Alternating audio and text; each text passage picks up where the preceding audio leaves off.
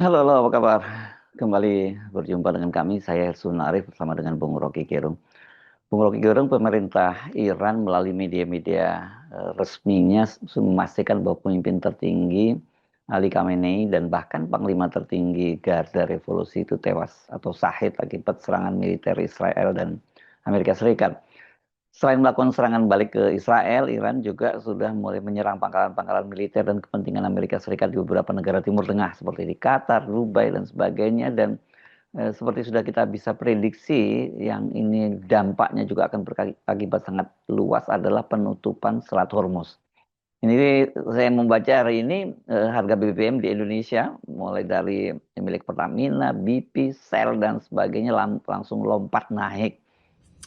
Iya betul Saudara Herstu, kita akhirnya harus menguji kembali kapasitas kita untuk ikut di dalam Board of Peace dan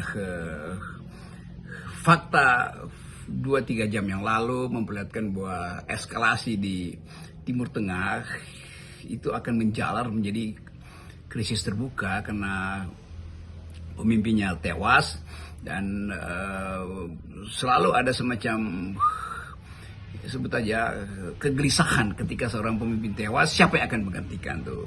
Kita tahu di dalam rejim Iran itu ada fungsi yang dikendalikan oleh Mullah Ali Khamenei sebagai panutan spiritualitas secara ideologis, dan ada kekuatan pasukan penjaga keamanan atau apa namanya tuh, kaum militer Iran yang juga ada hierarki itu.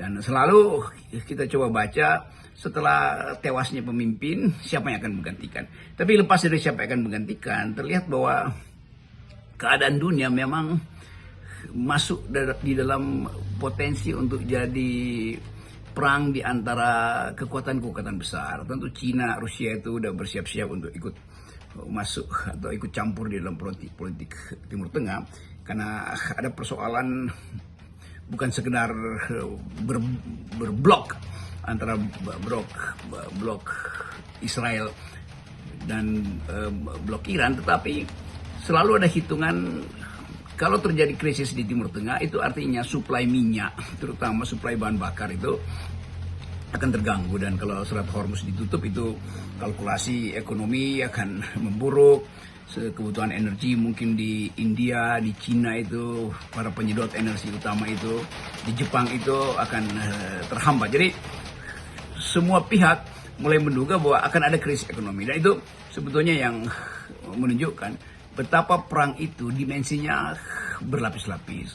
Ketegangan ideologi pasti ada di situ.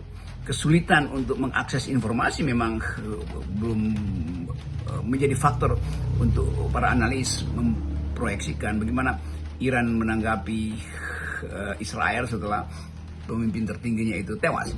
Tetapi yang penting untuk kita lihat justru adalah bagaimana Indonesia membaca keadaan terakhir di Timur Tengah. Dan kalau kita lihat, tentu Presiden Prabowo berpikir ulang mungkin untuk pergi ke Iran karena terlalu riskan soal itu. Tapi proksi-proksinya juga bisa jalan. Namun tetap kita mesti sedikit tahu diri bahwa Indonesia itu sudah dituduh sebagai agennya Amerika tuh. Itu artinya ada hambatan kultural untuk diterima di Timur Tengah tuh, yang menginginkan kepastian pembebasan Palestina tuh, kepastian bahwa Palestina itu punya hak merdeka.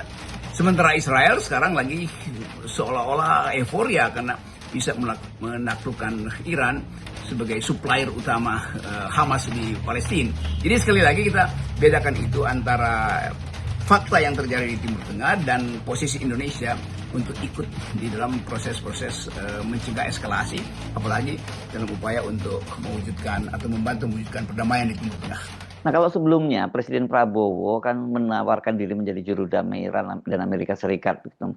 Apa sekarang posisi Indonesia setelah Israel dan Amerika Serikat menyerang Iran itu masih bisa seperti itu?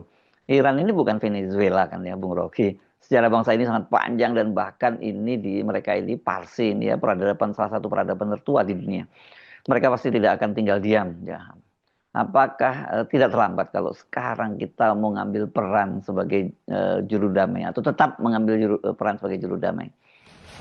Iya, saya kira itu persoalan hari ini, yaitu apa sebetulnya posisi Indonesia di dalam fakta bahwa dunia akhirnya masuk di dalam filosofi realisme itu, apa ya, dalam hubungan internasional realisme bunyinya si vis pacem para bellum, bila Anda ingin damai bersiaplah untuk perang. Dan proses-proses politik yang kita lihat atau peristiwa-peristiwa politik yang kita lihat itu menunjukkan bahwa setiap negara yang punya kapasitas menyebut diri superpower pasti berupaya untuk ikut nebeng minimal di dalam kerumitan politik Timur Tengah, karena masing-masing juga saling menduga nih, kalau misalnya masalah nuklir di Iran itu sudah diselesaikan dengan tewasnya sang pemimpin, apakah Iran bisa ditaklukkan karena kebijakannya akan berubah mungkin akibat tekanan Amerika tuh.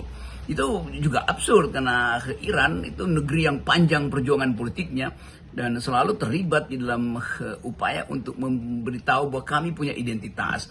Karena itu kedaulatan kami itu basisnya adalah keinginan untuk melindungi identitas kami sebagai Muslim, sebagai negara Arab, sebagai evolusi dari sebuah kerajaan yang sangat panjang usianya tuh. Jadi Iran membentuk semacam identitas, dan kalau itu diganggu sampai pada titik yang terendah, ya reaksinya juga pasti fatal atau pasti absolut kan. Kita melihat bagaimana Iran mulai mau mendefinisikan diri sebagai tidak ingin takluk, karena ditekan oleh Israel, karena diobok-obok oleh ekonominya, diobok-obok, di embargo oleh Amerika Serikat. Tapi negara yang secara ideologi dan secara historis punya kedaulatan, dia akan berupaya untuk mengambil risiko demi kedaulatan dan demi harga dirinya tuh. Itu yang mungkin tidak dihitung oleh Donald Trump.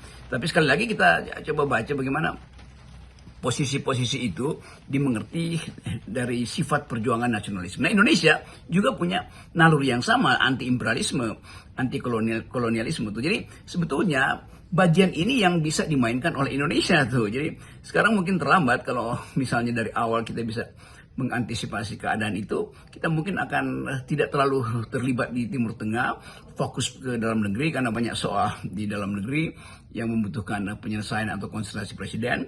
Jadi kalau kita hambur-hamburkan uang hanya untuk ikut serta di dalam upaya diplomasi menyelesaikan konflik Iran-Israel itu, justru kita akan dianggap sebagai, ya Anda urus dulu deh dalam negeri, kira-kira begitu dalam pandangan Israel atau dalam pandangan Amerika. Tapi sekali lagi Indonesia punya poin, yaitu kita adalah negara yang sama-sama pernah dijajah oleh kolonialisme, karena itu kita ingin terlibat di dalam proses perdamaian di Timur Tengah. Tetapi sekali lagi dengan posisi yang jelas, itu bahwa Indonesia harus secara eksplisit mengatakan kemerdekaan Palestina itu adalah hak dari rakyat Palestina. Itu nggak boleh ditunda-tunda. Jadi justru di situ terbaca oleh pemain-pemain di Timur Tengah bahwa Indonesia itu ragu-ragu untuk menentukan sikap dalam soal pendudukan Israel di Palestina.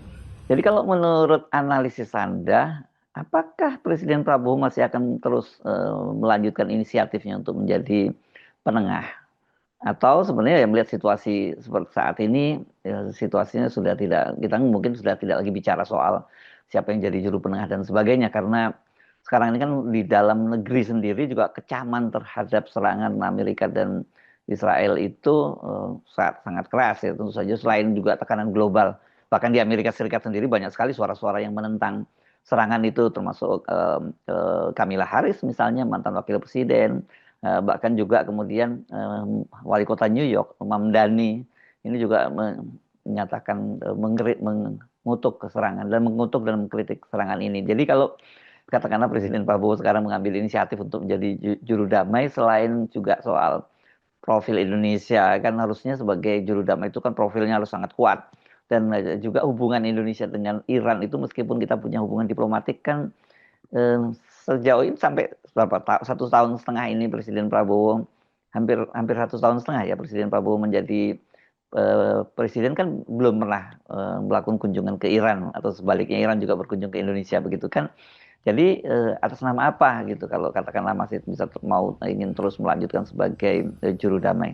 Ya, kalkulasi saya atau analisis saya bahwa Presiden Prabowo tidak akan terlibat banyak di situ atau bahkan akan membatalkan proposal Indonesia untuk jadi penengah di situ, karena ya poinnya udah hilang tuh.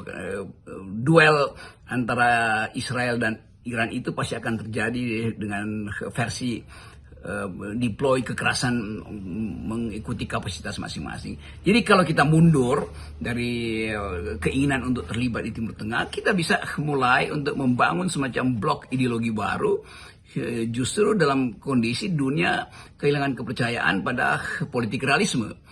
Kan politik realisme itu yang menyebabkan Donald Trump akhirnya masuk ke wilayah yang berbahaya tuh. Politik realisme itu yang menyebabkan Israel menganggap oke, lebih baik serang duluan daripada menunggu diplomasi yang bertele-tele itu. Jadi realisme menjadi fakta politik global hari ini. Nah, bagaimana kita menghindari realisme? Ya kita produksi countervailing force-nya atau polar yang lain, yaitu sosialisme, yaitu peradaban kemanusiaan, kan itu dasarnya tuh. Jadi sangat baik sebetulnya kalau Presiden Prabowo ambil jarak dari Timur Tengah, karena di situ ada politik realisme. Kita justru membangun blok baru tuh, blok yang pernah dibuat oleh Bung Karno, yaitu Asia Afrika, supaya Asia Afrika dihidupkan dengan prinsip sosialisme.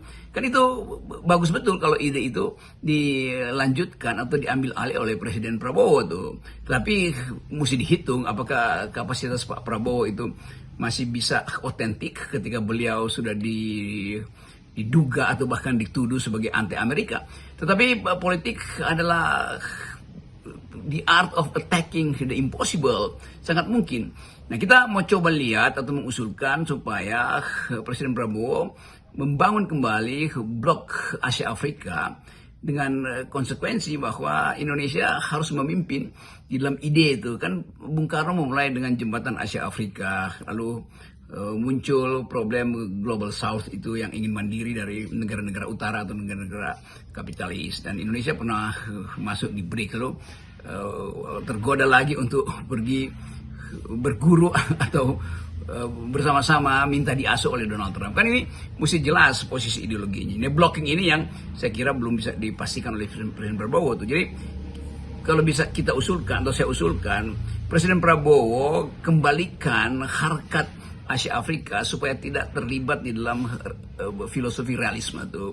Filosofi Asia Afrika selalu adalah konsultasi, duduk bersama. Jadi sebetulnya Indonesia masih bisa memimpin itu. Tapi sekali lagi poin dasar kita adalah kapasitas Presiden Prabowo hari-hari ini memang sedang lemah karena tadi terlibat atau mengikatkan diri pada Board of Peace yang sebetulnya di luar kerangka penyelesaian politik internasional versi PBB.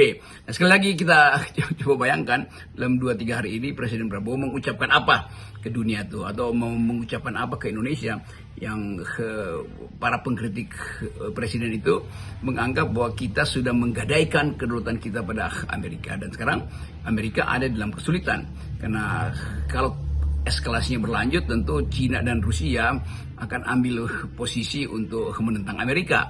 Itu sebetulnya rumitnya politik internasional. Tapi dengan analisis yang dingin, dengan kepastian bahwa ini negara Muslim, negara dengan sumber daya yang banyak, kehati-hatian untuk memutuskan ikut dalam blok mana, itu sebetulnya yang jadi taruhan politik kita hari-hari ini.